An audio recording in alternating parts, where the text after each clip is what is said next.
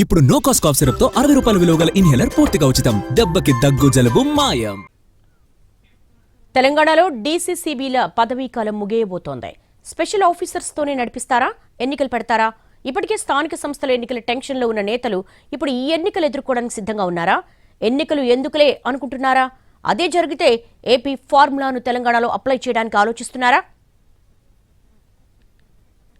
తెలంగాణలో డీసీసీబీల పదవీకాలం ఆగస్టు 14తో ముగుస్తుంది. ఈపాటికే ఓసారి కాల పరిమితి పెంచిన ప్రభుత్వం మళ్లీ 6 నెలలు పెంచి ఆలోచనలో ఉందా?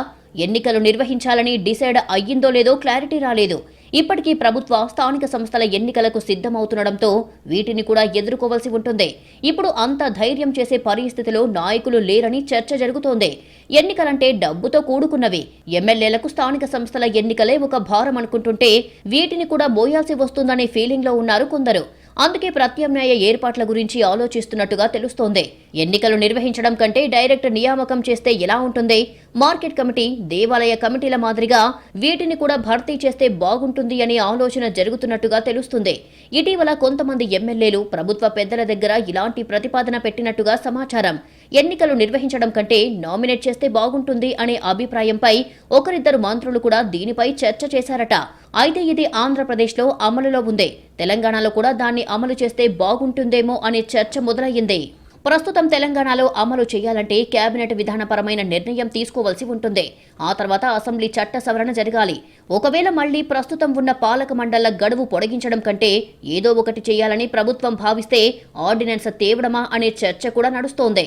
తర్వాత సభలో ప్రవేశపెడితే సరిపోతుంది. ఏపీలో మాదిరిగా నామినేట్ భర్తీలా చేయాలి అనే చర్చ జరుగుతోంది తెలంగాణలో. అయితే దీనికి ఇంకా తుది రూపం రాలేదు. ఎన్నికలు జరిగితే డీసీసీబీ పాలకవర్గం నియామకం జరగాలి. అంటే ముందుగా సొసైటీ చైర్మన్లకు ఎన్నిక, ఆ తర్వాత సొసైటీ చైర్మన్లు, డైరెక్టర్ల ఎన్నికలు ఉంటాయి. నామినేట్ చేయాలనే ఆలోచనకి తుది రూపం వస్తే కూడా సొసైటీ చైర్మన్లను నామినేటెడ్ పద్ధతిలో, ఆ తర్వాత డైరెక్టర్ పదవులను అదే తరహాలో ఎన్నుకొని డీసీసీబీ పాలకవర్గాన్ని కూడా నామినేటెడ్ పద్ధతిలో సెలెక్ట్ చేయాల్సి ఉంటుంది. అయితే ఏపీలో గత వైసీపీ, టీడీపీ ప్రభుత్వంలో జరిగిన పాలసీ ఏంటి, ఎలాంటి నిర్ణయాలు తీసుకున్నారు, పాలక మండలి రూపమేంటి అనే అంశాలపై తెలంగాణ ప్రభుత్వం అధ్యయనం చేయాల్సి ఉంది. వీటన్నిటిపై క్లారిటీ వస్తేనే డీసీసీబీ ఎన్నికలు ఉంటాయా, లేదంటే ప్రభుత్వమే నామినేట్ చేస్తుందా అనేదానికి స్పష్టత వస్తుంది. కానీ ఇప్పుడున్న పాలక మండలి గడువు దగ్గర పడుతుండటంతో ఏదో ఒక నిర్ణయం తీసుకోవాలి.